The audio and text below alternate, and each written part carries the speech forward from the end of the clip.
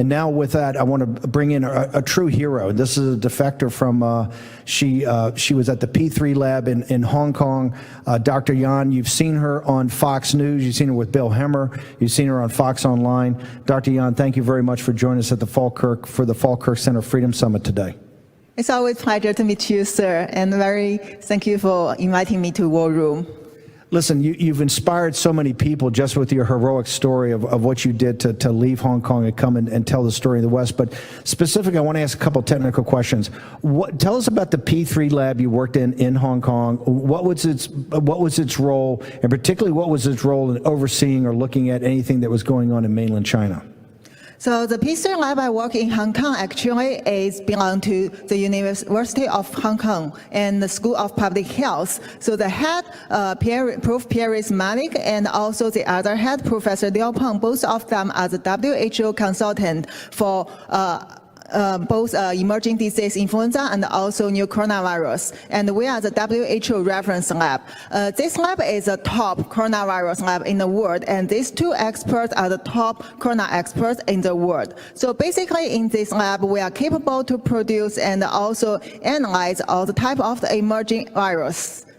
The reason this lab is so important, and the reason it's the correspondent lab to the WHO, SARS that happened in the early part of the 21st century had such potential to destroy China that's what this was set up. And Dr. Gabriel Leung, we talked about him. He's the epidemiologist associated with it. This is one of the most prominent locations in the world for doing this, and it's the reason the WHO. The reason we're laying this out, the mainstream media now wants to kind of totally distance themselves from the WHO. So tell us your story. You really are saying that the CCP, the Chinese Communist Party, and whether it's the Beijing CDC, the entire chain of command knew about the outbreak of this virus in Wuhan and Hubei much earlier than they let on, that they knew about it actually in late December, early January. Explain that. Okay, actually, since the end of December, 31 December 2019, my supervisor, Prof. Liu Peng, assigned me to do some secret investigation about the unknown pneumonia happened in Wuhan. He clearly told me face to face that there is unknown pneumonia happened in Wuhan, and it is caused by some SARS-like virus. And we want to know more information. He need to write the report to Hong Kong government. But actually, there are no official news come from mainland China. So I use my background because I got my PhD and MD from mainland China. I have the huge network in Chinese hospital and also government and research institute. So I turned to my friend and who work under China CDC, has the first hand of information. He told me, as I called, since the end of December, the China government already knows there are over 40 cases confirmed in Wuhan, not as they said 27, and also they got the genome sequence already from Wuhan, not as they stated in the middle of January. And the other thing, most important thing is there are human-to-human transmission exists, and there are family clusters happen. So these are all the key points that I know at that time, and also the Wuhan doctors are very scared. They dare not to say anything, just ask people to wear masks. And I reported to Liu Peng and WHO. Okay, I just want to make sure we break this down for a second. During this time, people got to remember, I think it was January 14th and 15th, Li He, in a delegation of the senior cadre of the Chinese Communist Party, was right down the street in the White House, in the East Room, shaking the hand of the President of the United States and signing the first phase of the China deal. Now, I just want to go back, and Dr. Yan, to make sure I understand this. You're saying in late December, early January, they knew that they had an outbreak in Wuhan and Hubei province, okay? They knew that they had community spread, human-to-human transmission. You can prove that, and that all happened in the early part of January of 2020. Exactly, they can prove it. Okay, and so they came here. What I think people find shocking, you're at a reference lab. Really, a reference lab is kind of, I guess, the supervisory lab to make sure that what's going on in these P3 and P4 labs in mainland China is okay. But on January 12th, the WHO puts out a press release and says, after consultation with senior medical officials from mainland China, the CCP, there's no community spread, there's no human-to-human transmission. Then they tweet out on the 14th, they tweet out the same thing. The exact day, one of the days that the delegation from the Chinese Communist Party is having dinner with their American counterparts here. So was the WHO, did you guys in Hong Kong not get them the right information? Were they lying? Was the CCP lying to them? How did the WHO put out those two proclamations basically publicly when you're saying this was all known 2 weeks or 3 weeks beforehand? So this also make me surprised at the time, because I know that definitely the WHO experts already know this news, and the CCP government know it even earlier than them. And I don't know why they all collaborate together to hide the truth to the world. And also that's why when mid-January, my supervisor Liu Peng again assigned me to do more secret investigation about this, and I got information. I see no response from him. Then I turned to tell the truth through YouTube media, Mr. Lu, and tell the world in Chinese about the news. Were you ever, we're going to have to jump to a break, but we want Dr. Yan to stay over. We're going to be coming to Miles Guo in the next segment also, but I need Dr. Yan to stay through. Were you ever, first you're assigned to find out what's going on, right, as the head lab technician. Then you start finding out, and it contradicts with what the WHO is putting out. Exactly.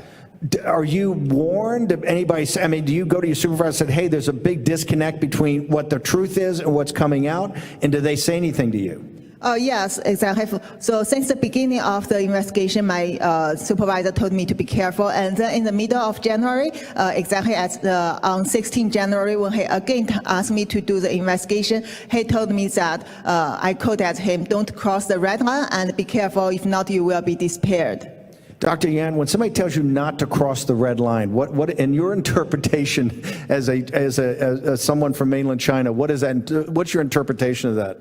Okay, briefly, let me introduce what is a red line. Actually, there is no visible line. It is in our mind, and it is up to how you understand our CCP policy. And whatever they don't like you to talk or don't want you to touch, it is a red line. And somehow, you sometimes don't know you already go across it, and you get punished, as we know Dr. Li Wenliang. So they essentially threaten you. Okay, I want to turn back to Raheem Kassam to take us out. We're going to come back with Dr. Yan in a minute. We got Miles Guo next segment also. Back to Raheem. What I think people can't understand is Hong Kong University is a revered institution. This P3 lab is kind of revered too. That's why it was a reference lab by the WHO. Dr. Gabriel Lun, Malik, these people are the top of their profession. In fact, they are known as the SARS hunters. The whole purpose of the lab and the prestige of Hong Kong University is because they were so great in finding out about SARS and finding out everything we need to know about SARS. And SARS is such a problem, potential problem, that we know now with the CCP virus is only SARS-2. Why is it that someone that ran actually the technical side of the laboratory, why couldn't you come public and state your case in Hong Kong? Why did you have to flee in the dark of night to the United States?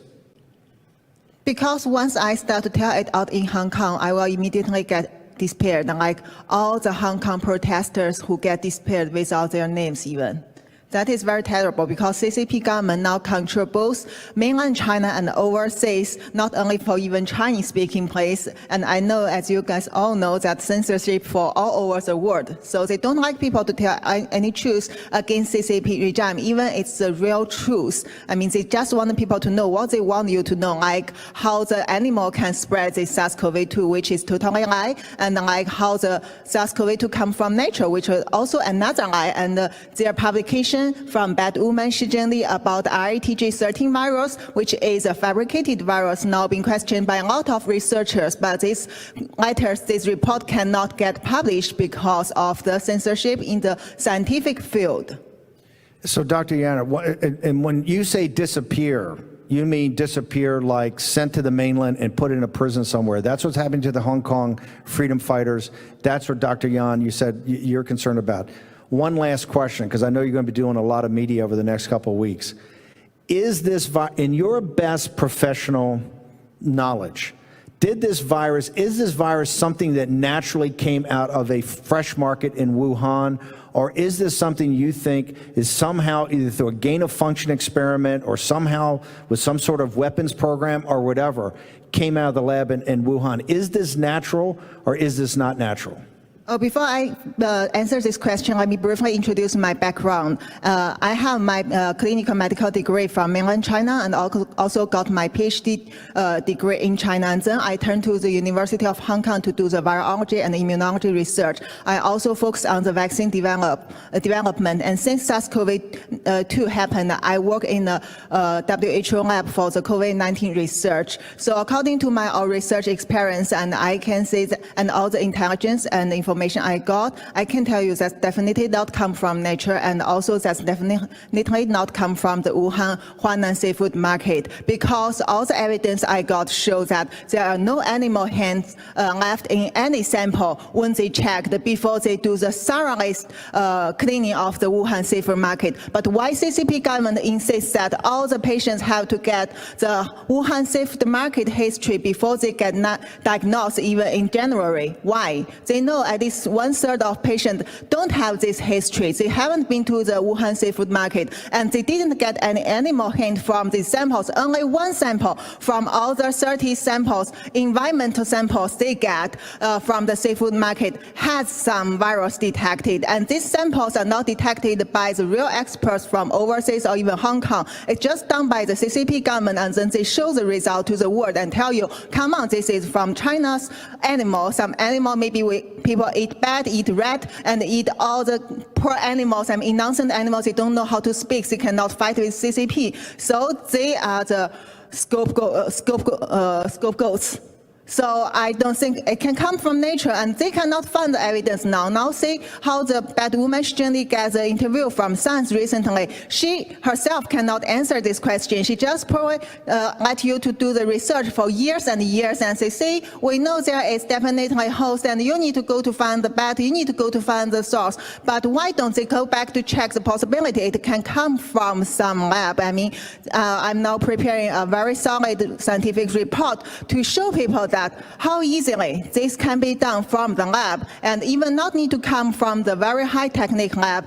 This is something actually using the mature technique, and also if you have the material, which we see here as the SARS-CoV-2's backbone virus, this is the only virus which is owned by CCP, by their PLA labs, and with these things, you can make it within half years. That's so easy. This is what the CCP is not going to be able to stand up against, is the truth. You know, from facts come truth, and you're hearing it from Dr. Yan. We're going to be having her do a lot of media over the next couple of weeks. But if you thought, Dr. Yan, the CCP tried to disappear you wait till the mainstream media starts to tear you apart. So you're a hero. I think it's amazing what you've done. You've left your home to come here to the United States to make sure the people of the United States are warned about this, the people of the world are warned about this, that Chinese citizens are warned about this, that the lies of the Chinese Communist Party, if they're allowed to go unanswered, are only going to lead to more and more death and destruction. I want to thank you. This is the first of many. Dr. Yan, thank you so much. Thank you, sir.